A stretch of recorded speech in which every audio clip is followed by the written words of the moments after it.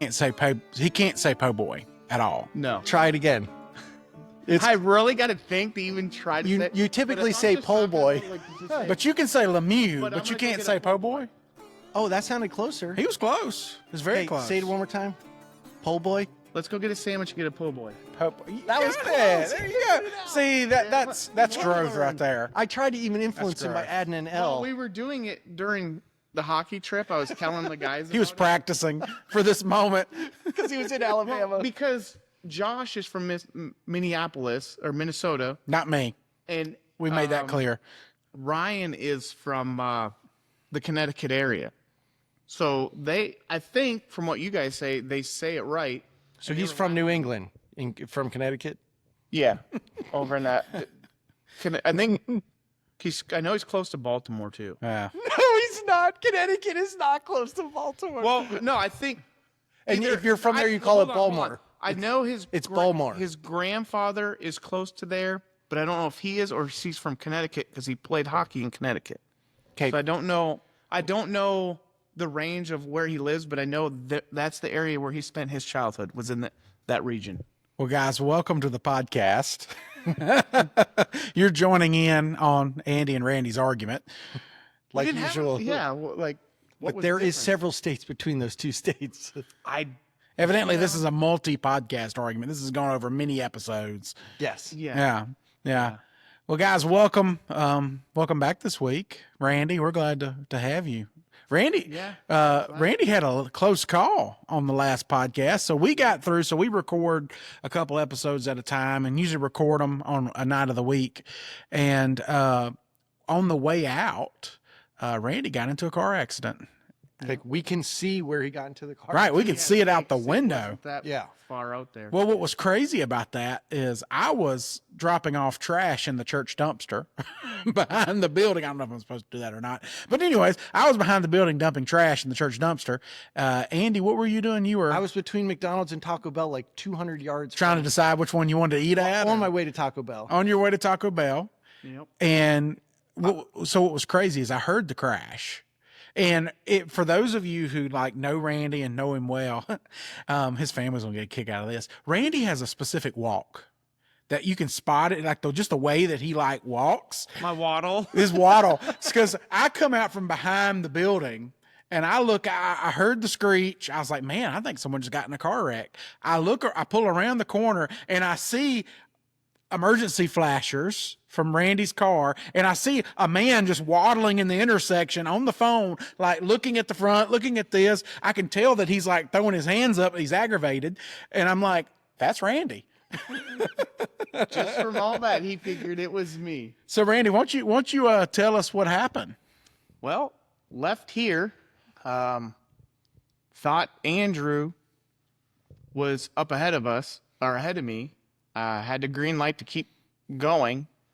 And as I come through the intersection, the other person blew the red light, and I clipped the back of their door / back fender passenger side, where it ripped across there and ripped their bumper off, and complete 180. Jeez. And Thankfully, no one was hurt. yeah, Well, not seriously. Randy's got a few I just bruises. got the little scratch from the window airbag when it went off. It's hard to measure the damage to his head. You were okay. that was just bouncing Well, that around. was pre-existing. Yeah. Yeah. But you were okay. The other guy was okay. Everybody walked away. Everybody walked away. That's So just the biggest thing, right? I mean, you were, a few feet from That could have been a lot the worse. brakes. You hit the brakes, right? Oh, I lit like both my feet. I went Flintstone on the left leg, and then the Incredible Hulk on my right leg, because I was pushing the brake Yeah. and then pushing the firewall, trying to stop the car with it, because both my calves were hurting. Like when I got out, it hurt to walk because I strained them so bad trying to stop. Because all I seen was the car, and we won't say what I was saying as we were coming really close to contact and kissing each other. But yeah, because I knew it was going to happen, and kind of embraced it. And Well, Yeah. We're glad you're all right. Glad you're okay. That could have, if he would have been a second quicker, that would have been like a T-bone. That's what Oh, Straight bitch. into his driver's side. Yeah. Yeah, that could have been a whole lot worse. Like I figured is Good Lord. few seconds difference actually 2 seconds difference either way. 2 seconds later, would have missed it all. Yeah. 2 seconds sooner, But now you that might, we, be, you may have been in the you might hospital. be getting my replacement a lot sooner than Yeah. you thought. So we're glad we you're started casting. Now you might want to. Andy. We're not supposed to tell him that. But no, we're glad you're okay. Yeah, Glad that me too. you're fine. That, you know, the car's not okay, but a car is replaceable. Yep.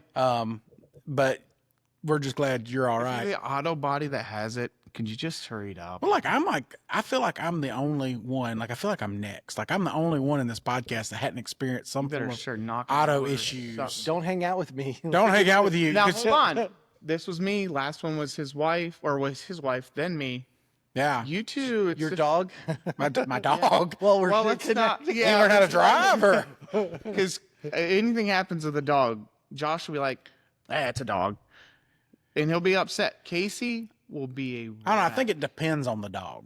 All Oh right. my God. No, I do pick favorites. I know. Well, yeah, but Casey's going to be. We more just of a learned wreck. about not doing that a couple of weeks ago. What? The favorites. Yeah, That's with people. Favorite. Okay, the law of favoritism applies to people. I don't think it applies to Does it pets. say that in the Bible though? Don't show favoritism. He's talking about people. Are you sure? He That's the doesn't next. specify. That's the next block. Okay. That's the next block. Yeah. What's some of these car stores? You know, thankfully, I've been blessed. I haven't had a major accident. I've had the few like occasional, like someone rearing me at a red light. Now, which is why I always keep a trailer hitch in the back of my truck because that saved me a couple times. I had a lady up the road here in Hardin Valley. I was stopped at the red light and she rear-ended me. And I was in my old truck, but you couldn't, not that you could really tell if it got hit or not, but she caught the trailer hitch and it put a trailer ball size hole in her bumper, but didn't damage my truck at all. But the craziest, maybe we can talk about this, the craziest car accident I've seen, I'm talking about ones that there's no fatalities, right? Yeah. The craziest one that I ever saw was this guy in Mississippi. He drove a ragtop Jeep. So it was a 2-door ragtop Jeep Wrangler. So it had the soft shell. He's going under an intersection. It was at night. And what he didn't know was there was about a 6-point buck that was up on top of the intersection that got spooked, jumped over the side railing and came through the top of his Jeep. No. So like Funny. like how do the deer, okay, there was a fatality. The deer did not survive this. The driver was okay, even though he just had a buck land in his lap. But how do you explain that to insurance? That's a good one. I have an image from the police report when my wife got in the accident. Imagine that. The bridge, the deer falling. Yeah. Could you imagine They're like, like, what? could you imagine, you imagine calling Progressive and be like, hey guys, All right, here's what happened. here's what happened. Yeah. Like, seriously? Be like, yeah. Yeah. That's what happened. So I'm glad Randy's okay, but the craziest part about the accident is that the officer was able to pull up the footage on the scene to show the other driver that he ran the red There's a light. lot of cameras and I just can't believe Knoxville. they have access to it that quick. well, they are the highway patrol. Actually, when I talked to the lady there, where they have the cameras like that, they have access to them. They have an account that the officer can go to if they need to make a. Wow, so you can just proof. log into it and then choose the time. Yeah, but it's only for like red lights and things like that. They don't have access to like a lot of. But I mean, he the was other- Johnny on the spot, right? Oh yeah, he was. Oh yeah, I was there. I pulled, obviously, like, I mean, you were doing a Taco Bell, but I was behind Randy, and so I pulled up, and the guy's right there. Like the highway patrolman, when he got there, he's immediately getting in his car and pulling all that stuff up. Wow. Yeah, See, when Ashley was in hers, did the car initiate a call for? It did. Yeah, that was neat because like But it so said did something. her but I- iPhone. The iPhone detected the I think that's in the new what update. Yeah, my wife was, I think, a little upset that the phone didn't tell her because we have 360 and it didn't tell her I was in an accident. Remember that story? I don't know, maybe 2 months ago, where I was on the highway at night on a Wednesday night, and the guy hit a guardrail, Yeah. and I hopped in to help, and his phone was sitting there. His phone that he couldn't reach because he was pinned down had called 911. His iPhone, it was, so when I picked it up from the passenger side on the highway, it had called. They were on the phone, and I was talking to him. Huh? How amazing is that? That's Yeah, 'cause crazy. the car called. the Technology's ambulance. come a long ways. Like I had a professor in college. Now this was back before all of these things, right? He got into a bad, it's a miracle he's alive. It was a bad car accident. He went off the road and I think he hit a tree. But when he did, all the bushes and limbs and stuff folded back in and covered his car up. Whoa. And so I think he sat there in the car for like 2 or 3 days. What? Because his family was looking for him. Like the tree line covered the car, so you couldn't see it. And there wasn't a GPS. There wasn't like this was like back in the 90s. There was like none of those things. He was telling us the story. I'm like, dude, you were like, it's a blessing you're still alive. How'd they find him? They started canvassing the scene, and eventually, like they saw the skid marks where he went off the road. I mean, he was hurt so bad that, and I think this was a time before cell phones, so he was hurt so bad there was no getting out and flagging down help, right? Yeah. And so eventually, they just followed where tire marks into the woods, and they found his car. Wow. You're saying in the 90s, yeah, we didn't have cell phones back then. Imagine being his family though. Yeah. Oh, yeah. Absolutely. That's insane. So, there's a lot of things with like technology. Technology gets a bad rap on a lot of times for things, but there's a lot of good things. So there is some funny things where you can track where they're at. So Randy just had an example where we're just chilling here and his wife's like, why are you across the street? Oh, yeah. Yeah. But so there's some other times where my wife has looked someone up, a friend or something, and it shows them in the middle of a lake. Yeah. The GPS is off. The coolest thing was when we were, I don't know if it was Casey's mom or someone, she granted someone access. Maybe it was your wife. I don't know. But when we were like, Casey and I were on a cruise and it was like me and Casey out in the middle of the ocean, like Castaway. No, there was another accident that made me talking about that guy, that tree line. I was in high school, senior year, and people that know 203 in Ohio know the curves, and they're banked like NASCAR. So I just left home a little before lunch, and I went around the corner, and I got too close because I was cruising, we'll say, and I got to the edge, and I jerked the wheel over. But then I skidded across the road, hit the telephone pole, couldn't get the car out. But we didn't have cell phones in the 90s, and this was in 97, 98. So as I get out of the car and look like, man, pole's still there, we're good, I'm in a whole lot of trouble. Well, instead of walking back towards the house, because there's no houses towards my house for a long ways, but there was a street where there's going to be houses, so I start walking that way. Same time, a beer truck drives by, but he can't stop because he's got beer. But he pulls into. That's a thing. He can't. Yeah, Wait, we need to like, cover that. the semis that have beer, they're not allowed to pull and check on people. Really? That's what he told my wife. Or my I think wife, he my was just mom. making an excuse. Well, if my mom he told tapped me, in? Hold on. No. You are in logistics. Is this real? that I don't know. I don't haul alcohol. But he pulled into the boat shop and told my mom, hey, do you still have this car, son, or whatever? He was in an accident. Looks like he's okay, but I couldn't stop and do anything because he's not allowed. So she came to look for me, but she couldn't find me and didn't have phones. So she freaked out. I was down the road looking. So when she did see me, of course, she was upset, but glad I was okay. But yeah, that was one. Now, the funny part about the story is 18 years old, so I'm not going to lose my license when the cop writes the report. We get a tow truck there. We get the car out, brings it to the house. Well, the yard I was in, the telephone pole I hit, was our 8th grade social studies teacher when I was in middle school. And mom was like, you're going to have to go over there and tell her, and you're going to have to fix her yard, blah, blah, blah. Well, that day she got home, she called the utility company because it was a new pole, reamed them to have them come fix the yard because they didn't do a good job. So I go over there to tell her, and she's like, oh, you don't have to fix it. The utility company's coming. She told me this story. Oh, my She goes, goodness. but you're okay. That's all that matters. So the utility company had to fix the yard. They have to be looking at it going, there's no way we did this. Well, so the only car accident I've been in that was my fault is, do you remember Fast That was and your Furious? fault. Hold on. That was your fault. You just This one put was it. my fault. Okay. Okay, you ever seen where the two cars are facing each other and one's in reverse, the other stays on them? Yeah. I tried that, but I was in no. reverse. And I got going so fast that if you turn just a slight bit the wrong way, I flew off the road and nailed a tree. Oh, geez. So I came home, parked the car. The next morning we got up for church. And Dad's like, what happened to the car? I was like, I didn't notice. It wasn't that much to fix. But The only one that I've ever, and it was just a minor ding. The only one that was ever my fault. So, and it just happened to be in my dad's truck, in my dad's yard. So I was learning how to drive a stick shift, and he was trying to teach me, and I was backing up his truck, centered a tree. Backed the truck directly into the tree. Now, thankfully, it was his old work truck, so he didn't care. He did not care at all. But I will share this, and then we're going to have to take a break. But so one of the coolest truck damage I think I ever saw. There was this guy. We used to take a hunting trip to Kansas every year, and there was this guy that he raised elk like cattle. It's crazy. Like you'd go there and You call that hunting? well, he did. We didn't hunt. We them. call it farming. We were hunting whitetail.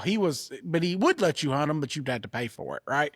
But he had all these big elk. So literally, like you wake up in the morning and go to the bathroom and look out the window. Like it's the most peaceful thing ever. Look out in the window, and a big bull elk would be just standing, just staring at you. Well, he had this.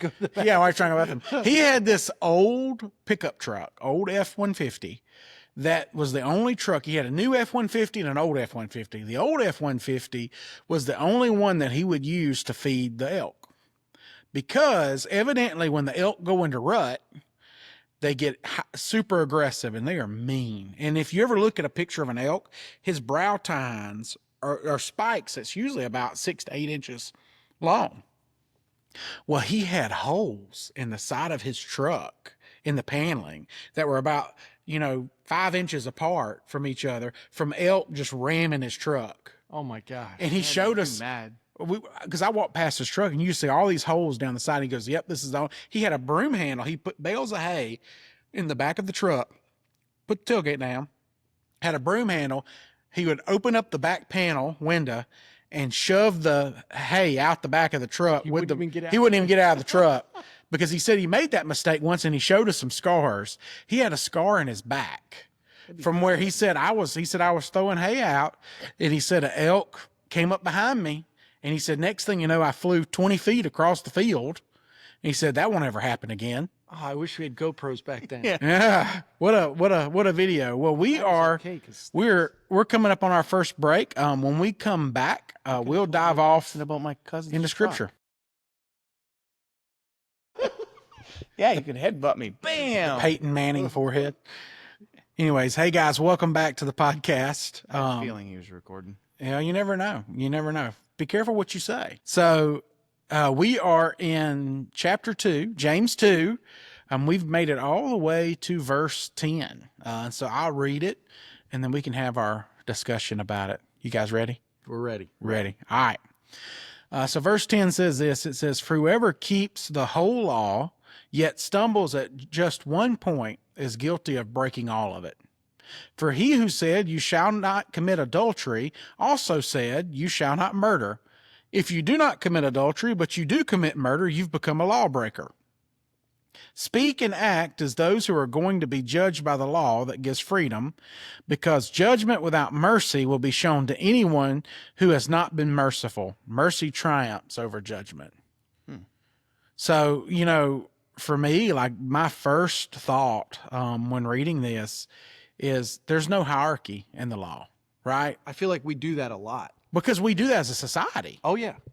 Like we have misdemeanors, we have felonies, we have even different classes of those things, right? Like, and there's different punishments for different things. And I will say this, here on this earth with, God's law and the different things, there might be different earthly consequences. Like you're probably not going to go to jail for lying unless you do it like in an official capacity, right? Like if you lie on the stand or something like that, I think it's called perjury. But like if you lie to your spouse, you're probably not going to go to jail, right? Your spouse might kill you, but you're And then she'll go to jail. But so there might be different consequences here, but the thing it makes me think of is, Romans 6:23, where it says the wages of sin is death, but the gift of God is eternal life. Now, focused on the first half of that, right? All sin equals death in the eyes of God, which is why he sent his son to take that punishment, right? Mm-hmm. And so I think so often, especially if we look at scripture or we look at following Jesus with a worldly view, that we can think, man, no, there's different levels to sin, right? No, if you, what he's saying here, and he gives us some hope later on, right? So we're going to get to that. We're not going to just leave everyone hanging out here, but the reality is we can very often think, well, you know what? Hey, I'm a good person. I don't really do all that. And how many, I've heard that a lot, right? People go, well, Josh, as long as my good deeds outweigh my bad ones, I'm okay. Well, have you ever told a lie? Right. Have you ever like coveted? People are like, what does covet mean? Have you ever wanted something that belonged to someone else? Right? Have you ever looked at someone with lust or done any of these kind of things? Well, yes. Then you've broken the law of God. But the good news is there's grace if you accept it.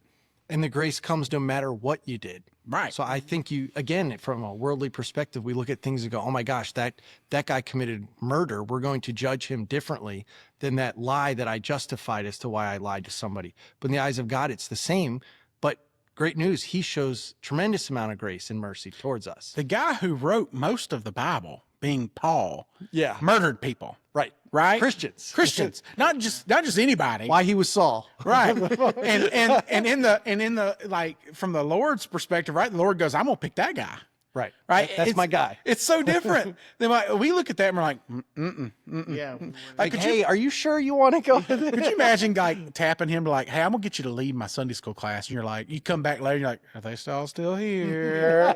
Like, but the thing is that's the kind of people that God chooses, right? Because Saul became a new person. He became Paul. Yeah. Jesus changed his life, and we're going to get into that. I think we probably won't hit it in this podcast, probably the next one, where we'll get into like what it really looks like to be a follower of God, right? Yeah. That was completely evident in Paul's life. And we do see in the Bible where, there was some, as you can imagine, there was some nervousness in the Christian community of Paul showing up when he first got there, right? They're like, are we sure about this? Like, he was the one that was killing us like a couple weeks ago. Yeah. Like, are you sure? Like, right. But the thing is it seems really, this part of the episode seems really dark because the reality is we're all broken. Yeah. We're all sinful. Everyone who's listening to this podcast, I'm going out on a limb here. You've sinned, right? Like, no, I'm not really going out on a limb. It's just human nature. Yep. Mm-hmm. But the beauty is you don't have to live in that. His mercies renew every morning. His mercies renew every morning, right?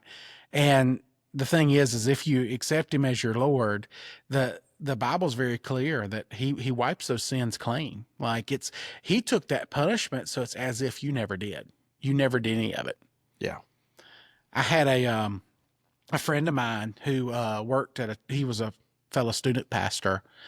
And he told me this story of this guy that came into his church one day. And he said it's just a big fella. He found out later on the guy was like in a motorcycle gang and he was like an enforcer. So if you don't know what an enforcer is, like they're the ones that make things happen, right? If you did something wrong, they're the ones that come hurt you. Like that's what the movies are made about, right? The guy had a radical moment that Jesus changed his life. Like he met Jesus, completely changed his life, gave his life over to him. Praise God. Super amazing.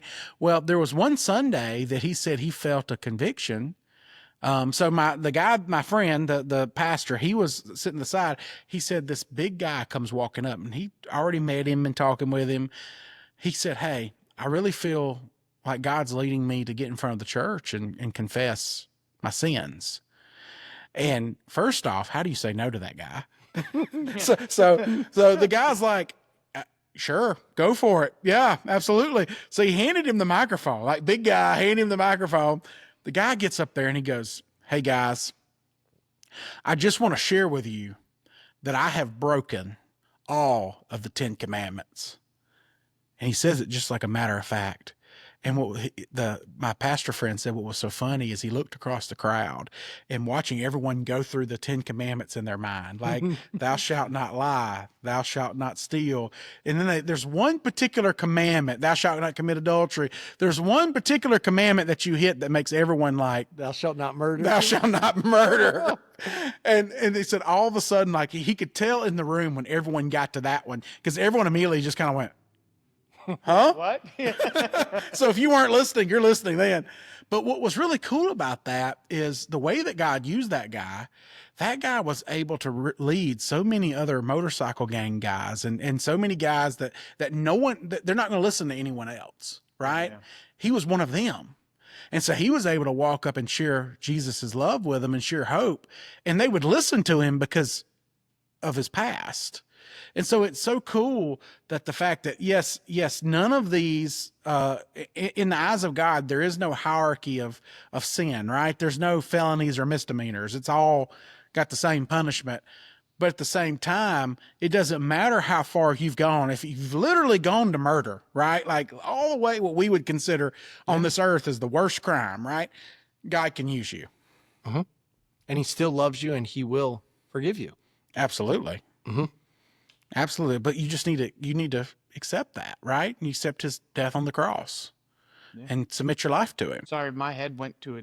You're stuck on the murder, right? Well, not just that. The 10 Commandments, you know that game, Two Truths and a Lie or something like that? I have no idea where he's going with this. This literally could go any But hold direction. on, you play it with the commandments. What? I got two of the. I've broken one of the commandments. Yeah. Tell me the two that I didn't. Yeah. That could be a Just made dangerous. a new game. Yeah, made a new game, right? Contact Mattel. That could be a dangerous game. Yeah. Yeah. You could be, that's what went through my head. It's like, he said, I committed all 10. My brain went to that. And I was like, what happens if somebody, said, okay, the lie is murder. And the person goes, no, that's the truth. Then how would you feel in the room? Like, would you go, well, this goes to this. Would you show mercy? Or would you start judging going, yeah, I'm Well, not and in you again. that brings us back to that verse 13, right? Because judgment without mercy will be shown to anyone who has not been merciful. Mercy triumphs over judgment.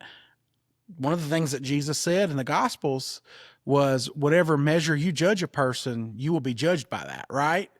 And so we as believers, like, we're called to be merciful people. And I think, I'm sure Paul appreciated that, right? When he showed up to the scene. But just like you said, absolutely. Like the biker guy that did this at that church, like my hope, of course I don't know that story. I don't know the rest of it, but my hope is that people were merciful to him. Yeah. We had a guy, this was back when I was a student pastor. We had a guy that he had a rough past, and, one of the things that he was part of a gang, and one of the parts of the gang is he had tattoos like all around his neck and on top of his, like above his eyebrows and all this kind of like tattoos all over his face. Right. And like, if you just saw this guy, you would be like, oh wow. Like he's kind of frightening. I think he even had like the teardrop deal, which I think means something in prison. But anyways, so he radically gave his life to Jesus too, completely changed his life, was coming to church, and he showed up and he's like, hey, I want to serve.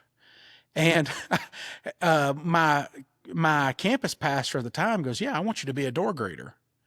And he looked at him and he goes, are you serious? He said, yeah. He goes, are you sure? He goes, hold on. This is the guy says, are you sure this is a good idea to make, like, He's self-aware. He's very self-aware. He's like, look at my face. Are you sure this is a good idea? And I love what the campus pastor said, is he said, yes. He said, because people that look like you will feel welcome here. Mm-hmm. And they won't hesitate when they come to the door. And the guy thought about it for a second. I love his response. The guy thought about it for a second. He goes, okay. He said, but I'm not serving in kids ministry. That's too far. I draw the line. Draw the line at kids. Yeah. So my word for this year is grace. Grace. Along the lines of the mercy. I think it is very easy in this world to judge others when we should give them the benefit of the doubt and show grace and mercy. Right. Well, and that's what we're called to as believers, right? Yeah. And at the end of the day, one, Jesus is going to hold us accountable for the level of mercy that we show because we were shown great mercy. Right. We go back to the, I love how I love it, how scripture ties all back in together, right? The last two verses, there is no sin that is above the other, right? All of it equals death, but mercy triumphs that. And the fact that he went to a cross and he died was enough. And let me be very clear with this. That was enough to cover every sin that you've ever committed, no matter how bad you think it might be. Because once again, all of it's equal in God's eyes. And so Jesus' punishment covered all. Now you have to acknowledge that he's not going to force that on you. You have to acknowledge that and step into that life with him to receive that. Right. But at the end of the day, you've never gone too far. As long as you're breathing, you've never gone too far for him to rescue you. Look at the thief on the cross. Like the thief on the cross was never baptized. He was never led a group. He never like tithed, or he never did anything right. But the only thing he did was a crime that got him hung on a cross. Next to Jesus. Next to Jesus. Oh my gosh. Like Perfect spot. Jackpot. perfect spot, right? And what did he do? He looked over and he said, "You're the Lord." And Jesus said, "Today you'll be with me in paradise." He accepted Jesus. He accepted it. And that sacrifice covered him. And so what's really cool about this is we are called to be merciful people. And I think that's the big takeaway from this episode of wherever you go, be merciful because of the mercy that you've been shown. Well, and I think that we need to do a better job showing mercy and grace towards others, but also towards ourselves. Oh, absolutely. Yeah. Absolutely. Because at the end of the day, what if Paul had spent all those years? Of course, we don't know what was going on in Paul's head, right? But We what got 13 books to give us a good idea. well, he does. And but what if Paul, I don't remember one time that Paul sat there and just beat himself up over what he once was, The past. right? And at least he didn't show it in his writings, right? He certainly, I can say this confidently, he certainly didn't allow it to stop him. Right. Right. He didn't. I think there's so many times that we look at our past and we go, man, I'm disqualified. I can't do what God told me to do. Yep. Well, I don't know about that. Right. It might, you may have done some things that maybe certain opportunities closed off to you, but that doesn't mean God's plan has stopped. Well, and they might even say like, "Hey, I don't deserve this." And they might be right, but that doesn't matter to God Right. because God loves you anyway. Well, I've got friends that have, they've been put in prison and they took that as an opportunity. That they recognize what they did wrong. They acknowledged it. Hey, I made some dumb decisions that got me here. Yeah. But when they were in there, they made a decision. Hey, while I'm in here, I'm going to show the light of Jesus. And so they started like ministering, loving, and caring on the other inmates from the inside, right? Yep. And so, yes, they may not have, just a great example of this. They may not have an opportunity to serve in a church at this moment because they're incarcerated, right? But what they're doing behind bars, they're doing the Lord's work. Their Great Commission is looks a little different. It looks a little different. Yep. It's Right. That's their church. That's absolutely. You Absolutely. can do it anywhere. And that's their ability absolutely. to influence. Absolutely. And so, hey, as you go out this week, be merciful. And I love that you said that. And that includes being merciful to yourself and understanding that God's got a plan to use you.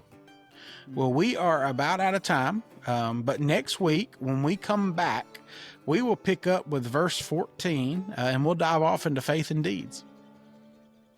Peace. Thanks for listening to the Words with Woodsman podcast. If you enjoyed this episode, be sure to follow us on Apple Podcasts, Spotify, or wherever you listen. And if you're watching on YouTube, hit that like button, subscribe, and turn on notifications so you never miss a new episode. We'll see you next time.